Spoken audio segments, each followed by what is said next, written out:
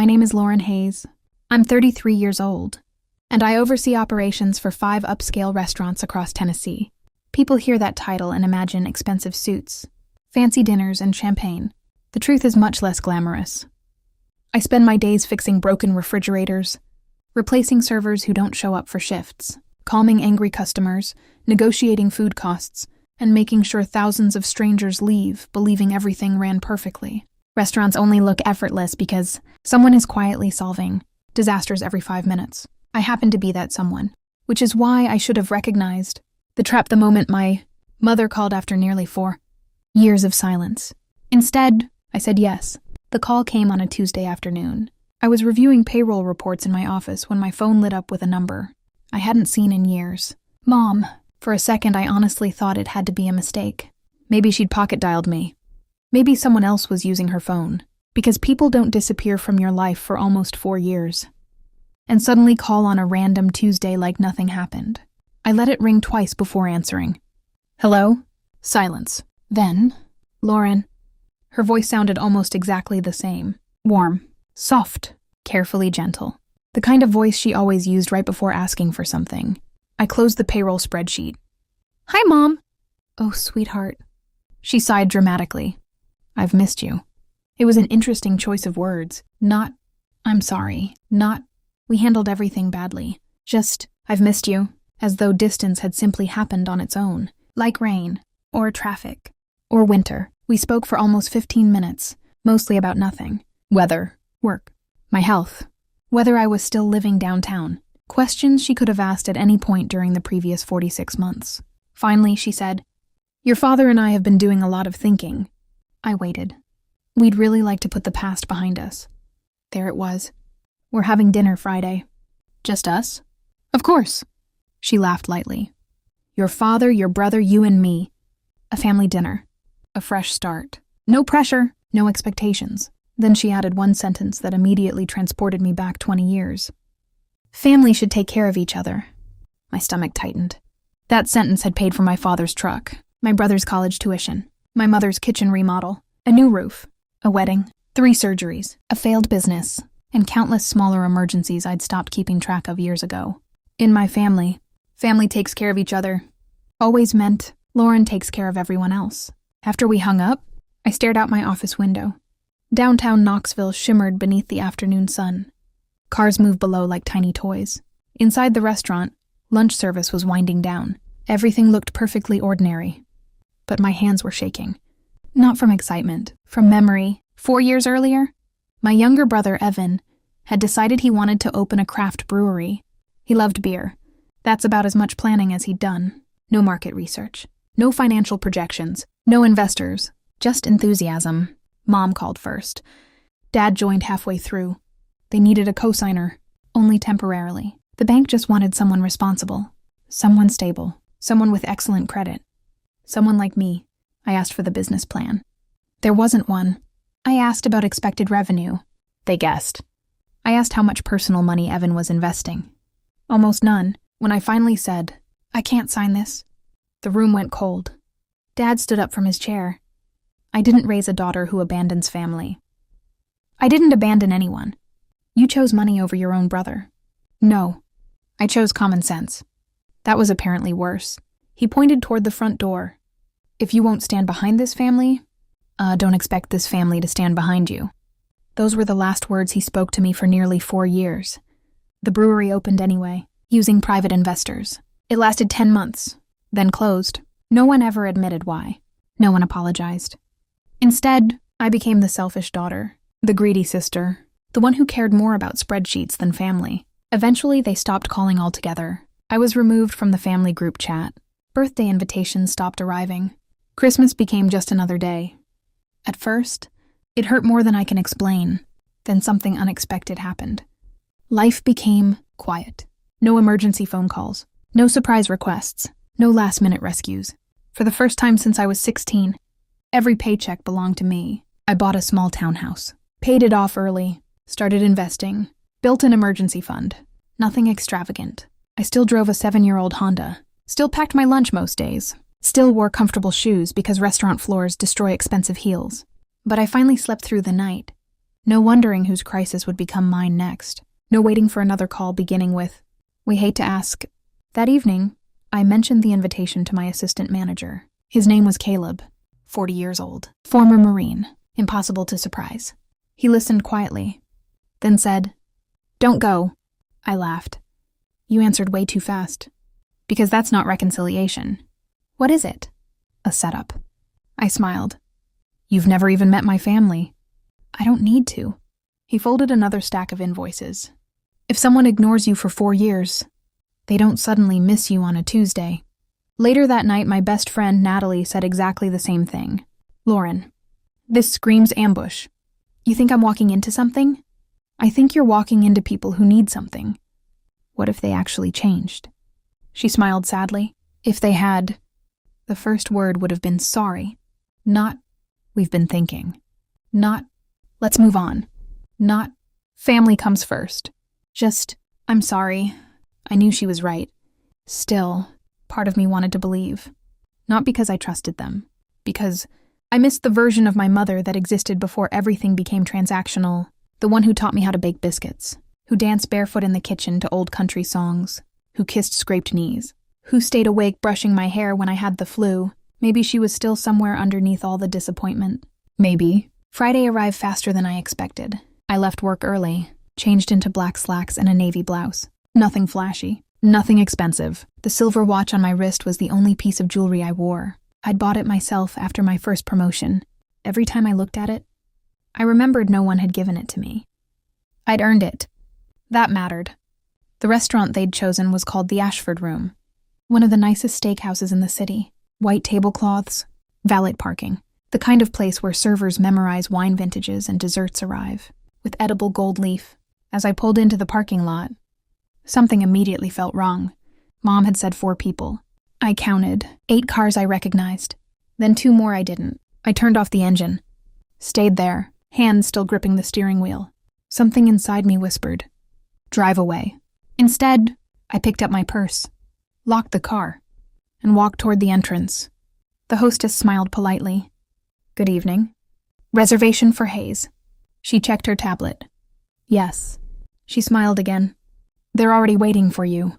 "Already? Interesting." She grabbed exactly 1 menu, then led me toward the private dining room. As we walked, I heard laughter. Loud laughter. Far too loud for 4 people. We rounded the corner, and I stopped. Not 4, not 6, 17 people. Uncles, aunts, cousins, my brother, his wife, children running between chairs, a table overflowing with seafood towers, prime steaks, appetizers, bottles of expensive wine, and 1 empty seat. Directly across from my father. Every conversation stopped the moment I appeared. Then, applause. Actual applause. Mom stood first. "There she is!" She hurried toward me with open arms. "Oh, sweetheart." She hugged me before I could react. Around the table, everyone smiled. Too brightly, too perfectly. My father remained seated at the head of the table, watching, studying, like a man waiting for the second act of a play he'd already rehearsed. I looked slowly around the room. "So," I smiled politely. "I thought this was just the 4 of us." Mom laughed. "Oh, you know how family is." "Yes," I thought. "I know exactly how family is." And something told me. This dinner wasn't about forgiveness. It was about something far more expensive. For a few seconds, I simply stood there. 17 faces stared back at me. Some smiled too widely. Others suddenly found their wine glasses fascinating. The only empty chair sat directly across from my father, as if someone had carefully planned exactly where I should sit. Because someone had. My mother squeezed my arm. "Come on, sweetheart. Everyone's been waiting." Waiting. Interesting choice of words. Not hoping, not excited. Waiting, like I was the final piece of something already arranged. I walked to the table, not because I felt welcome, because leaving immediately would have given them exactly what they expected. For years they'd called me emotional, sensitive, difficult. Tonight, I wasn't giving them that story. Dad finally looked up from his steak. "Lauren, good to see you." His voice sounded almost businesslike. No hug, no apology, just an acknowledgement that I'd arrived. "You too." He gestured toward the empty chair. "Sit down." I did. Immediately a waiter appeared beside me. "Can I bring you something to drink?" Sparkling water, please. He nodded politely. No wine? Asked my Aunt Carol. I smiled. I've got an early meeting tomorrow. She exchanged a quick glance with Mom. One glance, less than a second. But I'd spent 16 years reading guests across dining rooms. Tiny expressions tell entire stories. As conversation resumed, I quietly surveyed the table. Seafood towers, dry-aged ribeyes, lobster mac and cheese, imported oysters, 2 bottles of Bordeaux already open, another expensive Cabernet breathing beside my father. No one had ordered lightly. In restaurant management, you automatically calculate checks without trying. My brain did the math. Roughly $3,000 already. Maybe more. And dinner wasn't over. My brother Evan finally leaned toward me. So, you still running restaurants? I am. Must pay pretty well. I smiled politely. It pays the bills. He laughed. That's one way to put it. His wife added, We've heard you're doing really well. Interesting. Not, how have you been? Not, how's life? Straight to money. Again. The appetizers kept arriving. Every few minutes, another platter landed in the middle of the table. King crab legs, imported cheeses, truffle fries. Dad barely looked at the prices, which immediately made me suspicious, because Raymond Hayes had once driven across town to save $4 on gasoline. He wasn't suddenly ordering luxury seafood because he'd become generous. He was performing. The question was, for whom? Half an hour into dinner, the first comments began. Not accusations, observations, the kind that sound harmless, until you notice they're all aimed in exactly the same direction. Uncle Dennis sighed dramatically. Wish I could afford places like this more often. A cousin added, Lauren's probably used to restaurants like these. Someone else laughed. She practically owns half the city. I manage restaurants. I corrected gently. I don't own them. Still, Aunt Carol smiled. You're the successful one. The successful one. Interesting title. Not daughter, not niece, not sister. The successful one. Mom reached across and patted my hand. We're proud of you. Those 4 words almost hurt, because I'd wanted to hear them my entire life. When I graduated, when I got promoted, when I bought my townhouse, when I paid off my mortgage. Silence. Now, they finally appeared, floating above lobster tails and imported wine. Almost convincing. Almost. Dessert menus arrived. Nobody even looked at prices. Chocolat soufflé, crème brûlée, 3 dessert samplers, after-dinner cocktails, Irish coffee, more wine. The table ordered like people celebrating a lottery win. Except, something didn't match. Dad's truck outside still had rust around the wheel well. Mom still carried the same purse she'd owned for nearly a decade. Evan's watch had a cracked face. Nothing about their actual lives suggested financial comfort. Yet tonight, money flowed like water. Unless it wasn't their money. The young waiter returned with my sparkling water. His name tag read, Ethan. He couldn't have been older than 21. Nervous. Professional. Moving quickly from one request to another. I'd trained hundreds of servers just like him. I recognized the look immediately, trying desperately not to make mistakes. As he refilled my glass quietly, he asked, Everything okay over here? Only someone who'd worked restaurants could hear the real question. He wasn't asking about food. He'd noticed the atmosphere. I'm fine. I smiled. You're doing a great job. His expression softened. Thank you. Sometimes restaurant staff only hear complaints all night. One compliment changes everything. He smiled before hurrying toward another table. I excused myself to wash my hands. Not because I needed to, because I needed 90 seconds without 17 pairs of eyes watching me. The hallway outside the private dining room was quiet. Soft jazz drifted through hidden speakers. The restroom smelled faintly of lavender. I splashed cold water across my wrists. Took a deep breath. Looked into the mirror. You've got this, I whispered. As I reached for a paper towel, something buzzed on the marble counter. A phone. Evans. He must have forgotten it. The screen lit up. A notification appeared. From a group chat. Friday dinner. 3 names. Mom, Dad, Evan. I wasn't trying to snoop. I truly wasn't. But the preview appeared before the screen dimmed. Don't tell Lauren everyone is coming. Once she's here, she won't walk out. My heartbeat slowed. Not faster, slower. Like every scattered piece of the evening had suddenly clicked into place. I picked up the phone. The screen hadn't locked yet. One swipe. The conversation opened. Message after message. Dad. Reserve the private room. It'll feel more official. Mom. Order before she gets there. It'll be awkward for her to refuse afterward. Evan. She hates making scenes. That's why this'll work. Then, the message that erased every remaining doubt. Mom, 5 days earlier. After tonight, she'll help us catch up on everything. She's always been too responsible to leave us struggling. Dad answered only 4 words. She owes this family. I stared at the screen. Not angry, not shocked, just tired. Because none of this was about reconciliation. It never had been. I gently placed the phone exactly where I'd found it. Washed my hands, looked into the mirror one more time, then smiled. Not because I was happy, because for the first time, I knew exactly what game we were playing, and I finally knew I wasn't going to lose. As I stepped back into the hallway, I saw Ethan carrying another expensive bottle of wine toward our private room. He caught my eye, smiled politely, and opened the dining room door. The family inside had no idea. Their plan had just fallen apart. I returned to the table wearing the same calm smile I'd left with. No one noticed anything had changed. Mom was laughing at something Aunt Carol had said. Evan was scrolling through his phone, completely unaware that I'd just read nearly a week's worth of planning. Dad was describing a fishing trip he'd never actually taken. Everything looked perfectly normal. That's the strange thing about betrayal. Sometimes it wears the friendliest face in the room. I sat down. Ethan immediately appeared beside me. Can I refill your sparkling water? Please. As he poured, I quietly thanked him again. He smiled. You've been the easiest guest at this table. I almost laughed. If only he knew. Dinner continued for another 20 minutes. I stopped participating. Instead, I observed, restaurant management teaches you something valuable. People reveal themselves when they believe they've already won. Dad became louder. Mom relaxed. Evan ordered another round of after-dinner drinks without asking anyone. My aunt insisted everyone try another dessert. Nobody glanced at the prices, because nobody expected to pay them. I decided to ask a few questions. Nothing aggressive, just conversation. So, Dad, how's the construction business? His smile faltered for the briefest moment. We're between projects. I heard commercial construction has slowed. It has. He looked away. What about the lake property? We sold it. Oh, Mom jumped in quickly. It was our decision. I'm sure.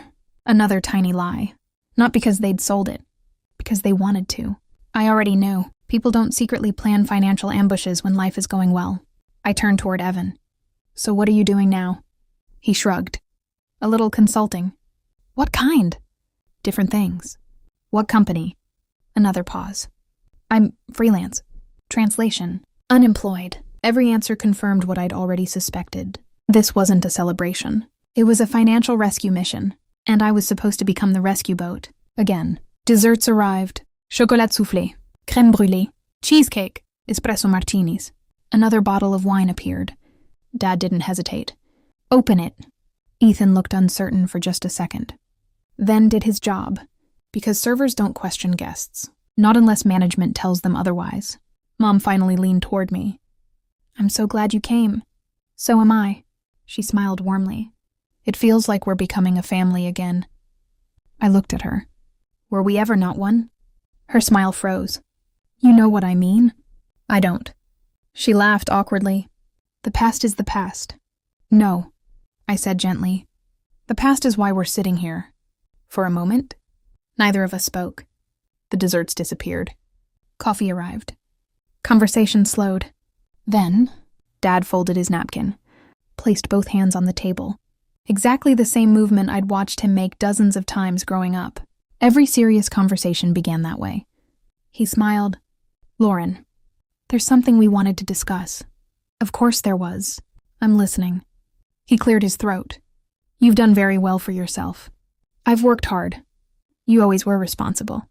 I nodded. So responsible that sometimes your mother and I probably leaned on you too much. That was as close to an apology as I'd heard all evening. Then came the word I'd been waiting for. But there it was, always. But we're in a difficult situation. Mom reached for his hand. It's temporary, Dad continued. The business hasn't recovered. Evan's had some setbacks. The market changed. We've exhausted most of our savings. I listened quietly. No interruptions. No judgment. Just listening. We're trying to keep the family home. Mom dabbed at her eyes. The bank has given us 90 days. There it was. Finally, the truth. Or at least, part of it. Dad leaned forward. We didn't want to ask. I almost smiled. Except, you did. We've always been proud of you.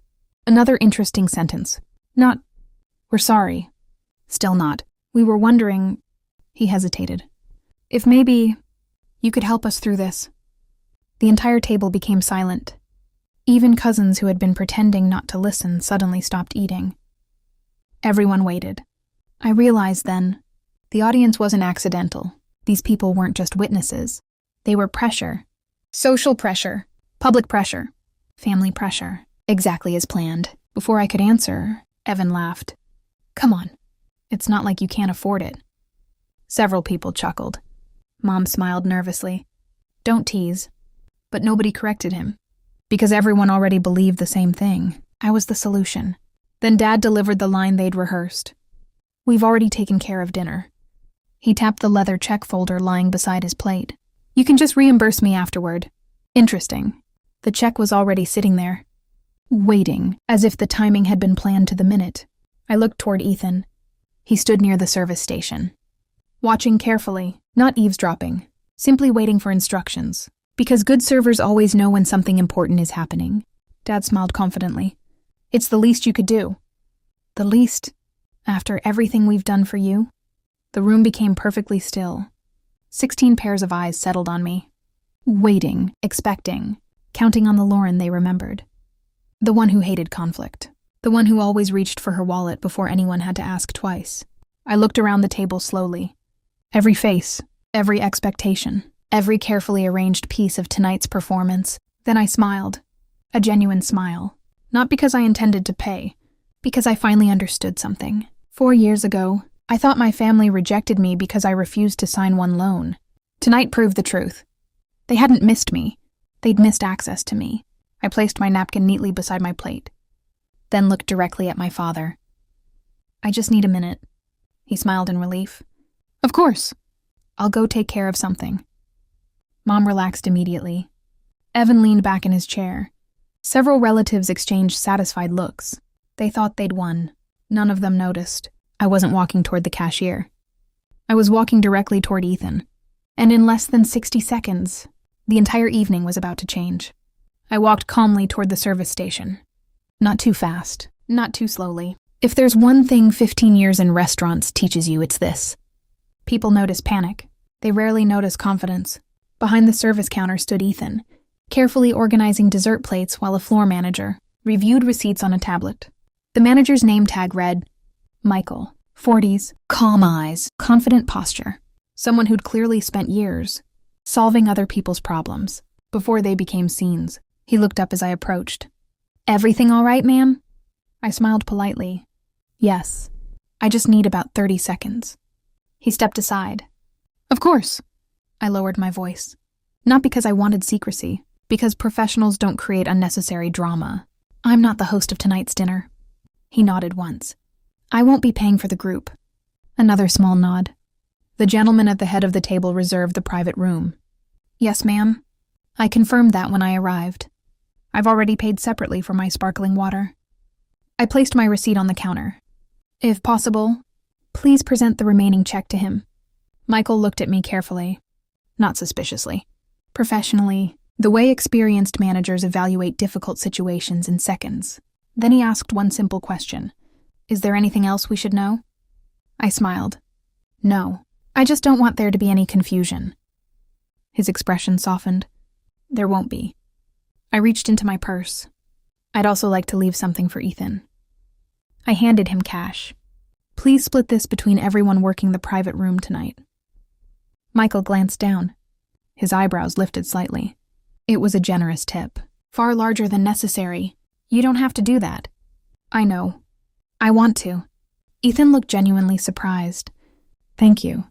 You've handled a very difficult table with a lot of patience. A faint smile crossed his face. That's kind of you. I nodded once, then returned to the dining room. Nothing had changed. Or at least, nothing visible. My family still believed the evening was ending exactly the way they'd planned.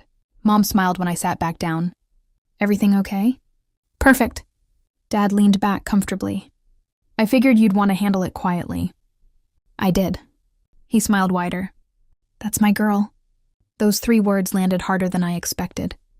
Not because they were affectionate, because they reminded me how little he actually knew me anymore.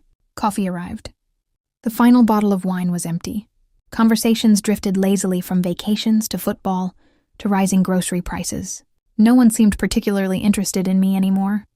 Their work was finished, or so they believed. Every few minutes I caught Mom looking toward the front of the restaurant. Waiting, watching, expecting the bill to disappear before it ever reached the table. She never once asked if I wanted dessert, never asked about my life, never asked whether I was happy, only whether the evening was going according to plan. 20 minutes later, Michael approached. Not Ethan, Michael. Another smart decision. Managers handle sensitive situations. Servers shouldn't have to. He carried the leather check presenter with both hands, walked directly toward my father, stopped beside him. Whenever you're ready, sir. He placed the folder neatly in front of Dad. Not beside me, not between us, directly in front of the man who made the reservation. Exactly where it belonged.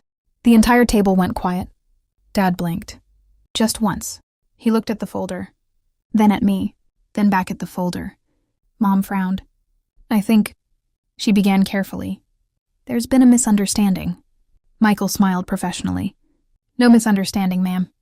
The reservation was secured under Mr. Hayes. Dad recovered quickly. He laughed. No problem. He opened the folder without even looking at the total. Confident, relaxed, completely convinced the evening was still under his control. He pulled out his wallet, removed his credit card, the same card he'd proudly placed on the table earlier. Go ahead. He handed it to Michael. We're all set. Certainly, sir. Michael disappeared. Conversation slowly resumed. Mom leaned toward me. I knew you'd understand. I simply smiled. Didn't answer. There was nothing left to explain. 3 minutes later, Michael returned. His expression hadn't changed. Professional, calm. He leaned toward my father. Spoke quietly enough to remain respectful, but loudly enough for everyone at the table to hear. I'm very sorry, sir. The transaction wasn't approved. Silence. Complete silence. Dad frowned. Run it again. Of course. Michael walked away. Nobody moved. Nobody reached for dessert. Nobody touched their coffee. Mom stared at the tablecloth. Evan suddenly looked fascinated by the candle in front of him. 2 minutes later, Michael returned. I'm sorry. It was declined again. Dad's face lost its color. Try another card. His fingers moved through his wallet. One card, then another, then a third. Each one placed into Michael's hand with slightly less confidence than the last. The third took the longest. When Michael returned, he didn't even need to speak. Dad understood immediately. Still declined. For several seconds. No one said anything. The dining room around us continued normally. Silverware clinked. People laughed at nearby tables. Someone celebrated a birthday across the room. Life continued. Only our table had frozen. Mom finally turned toward me. Her smile looked painfully forced. Lauren, I'm sure you can straighten this out. There it was. Finally, no more pretending. No more careful wording. Just the real request. I folded my hands quietly in my lap. I already handled my bill. Confusion spread around the table. What do you mean? I paid for my sparkling water. Dad stared at me. No. I mean, the dinner. I met his eyes calmly. I wasn't hosting dinner. You invited me. You ordered. You chose the restaurant. You selected the menu. I assumed you intended to pay. The silence that followed felt enormous. Then Dad whispered, barely above a breath. You knew. I did. When? I looked at Evan. I accidentally found his phone. Evan's face drained instantly. Mom closed her eyes. Dad slowly leaned back in his chair. Every piece of the performance had collapsed at once. There was nowhere left to hide. No excuse, no misunderstanding, only the truth, and everyone at the table could finally see it. For a long moment, no one spoke. 17 people sat around a table covered with empty wine glasses, dessert plates, and unfinished coffee, staring at one another as though someone had suddenly turned on the lights in a room they'd all believed was dark. My father slowly lowered his eyes.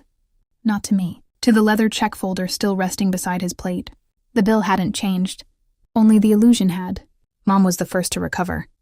Her voice trembled. Lauren, you embarrassed your father. I looked at her quietly. No, I didn't. The bank embarrassed him. The restaurant followed the reservation. I simply declined to pay for a dinner I didn't organize. She opened her mouth, closed it again. For the first time all evening, she had no script. Evan pushed back his chair. So that's it? You're really just going to walk away? I turned toward him. I haven't walked away. You invited me under false pretenses. You lied about who would be here. You planned this dinner without telling me. You expected me to pay. He scoffed. It's family. No, I answered calmly. It's manipulation. Several relatives shifted uncomfortably. No one argued, because they couldn't.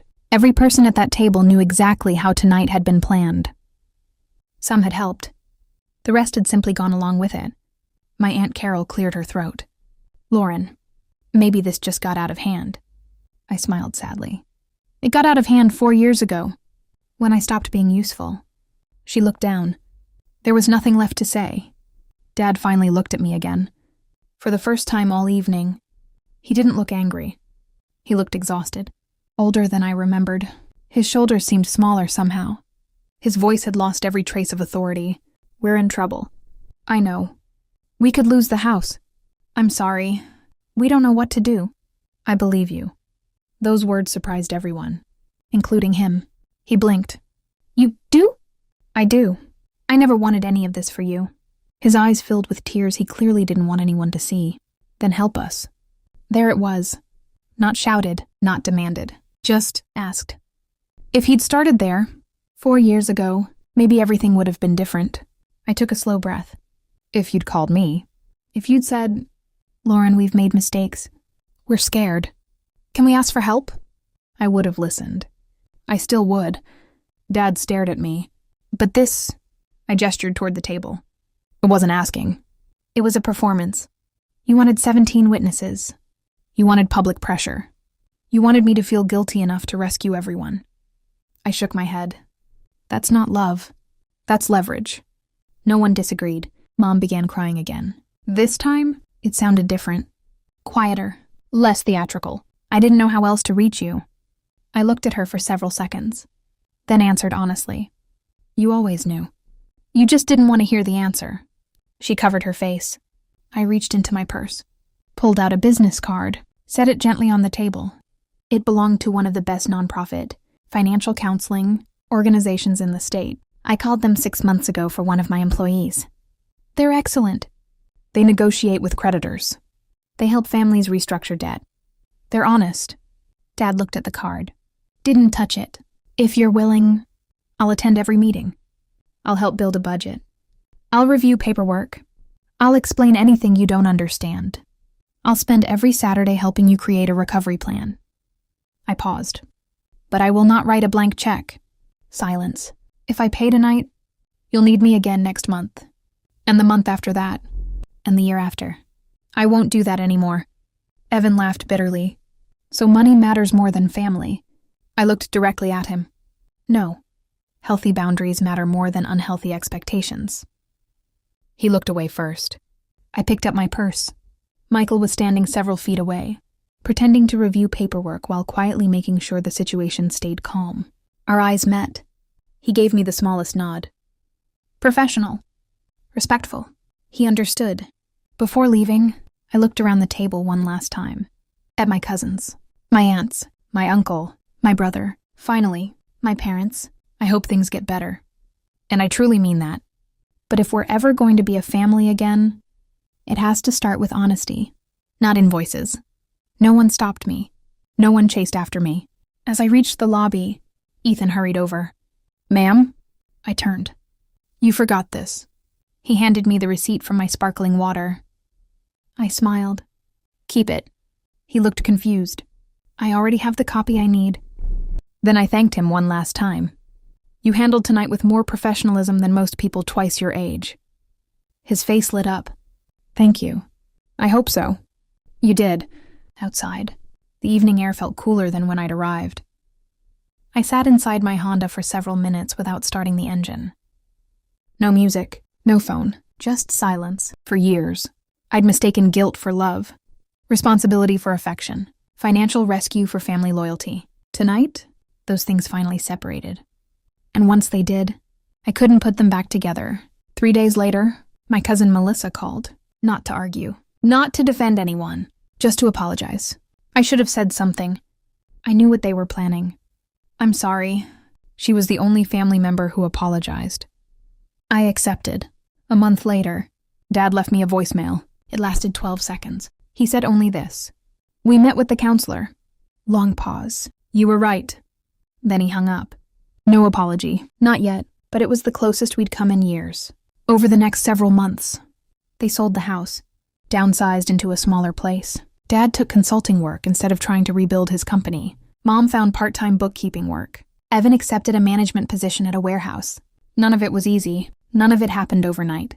But this time, they were solving their own problems, not renting my life to fix them. About a year later, my phone rang on a Sunday afternoon. Dad, I answered. He was quiet for several seconds. Then he said something I'd waited my entire adult life to hear. You were right. Another pause. I'm sorry. No excuses. No conditions. No requests. Just those 2 words. They didn't erase the past. Nothing could. But they opened a door that manipulation never could. Forgiveness. Real forgiveness. The kind that only begins after truth. People sometimes ask if I regret refusing to pay that dinner bill. My answer is always the same. No, because the most expensive thing I ever bought wasn't a house, or a car, or an investment. It was years of peace purchased with my own silence. The night I stopped paying for everyone else's comfort.